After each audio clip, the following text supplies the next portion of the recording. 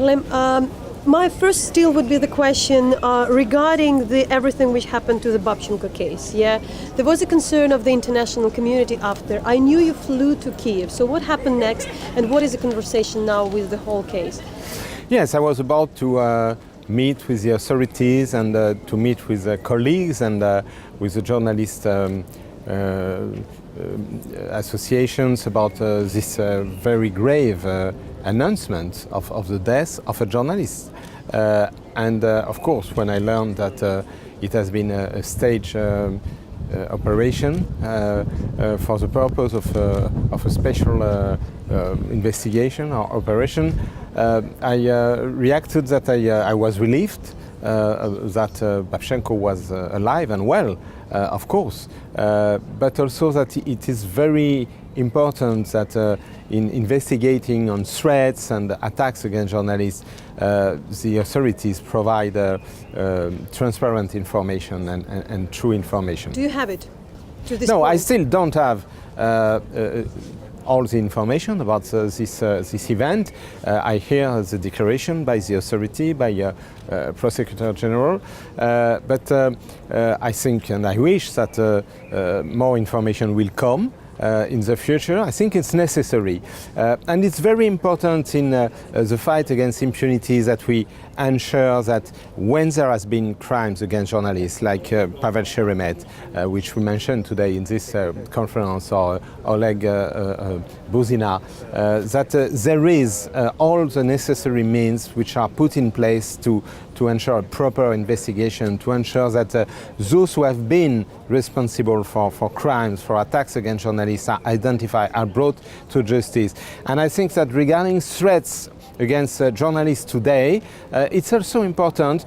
Of course, I can understand that some of the information cannot be made public, but when information are made public, that they are the truth. And it's also important because we are at the age of fake news, of disinformation, of propaganda, and that Ukraine has been a victim of such practice of disinformation, that the authority makes the effort to only provide true information. And that's also a matter of credibility for themselves, and it's also an issue of credibility for the fight against those who want to attack the journalists. So what would be for you enough justifiable information that, what kind of information it's necessary for you to know that this operation was?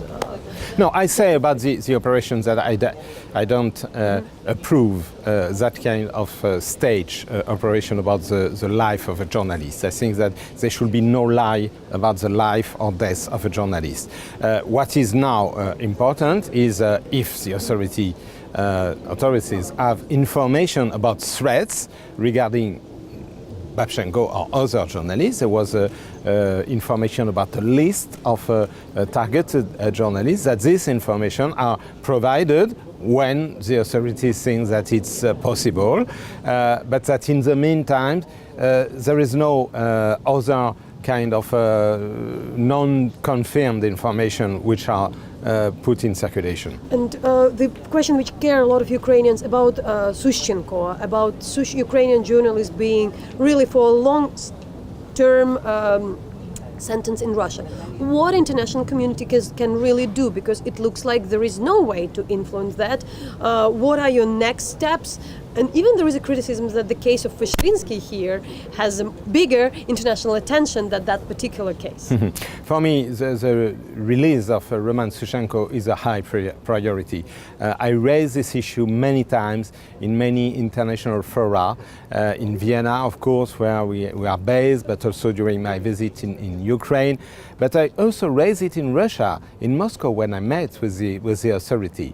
And it's clear that we cannot accept the idea that, now journalists are like hostages of international relation. I mean, the fact to be a journalist has not to become a crime. A state can disapprove the view of a journalist, but participating states in the OSCE have two very clear commitments about the fact to respect the work of journalists from other countries and even to facilitate their accreditation, the circulation of journalists. By the way, Roman Sushchenko was not in Russia for reporting, he was in Russia for for private and family reason, and he has been arrested while he was not reporting. He was a very well-known journalist. He was established in Paris at that time as a correspondent for Ukraine Forum, and we really ask for his release, as we ask for the release and the free activity of Mykola Semena,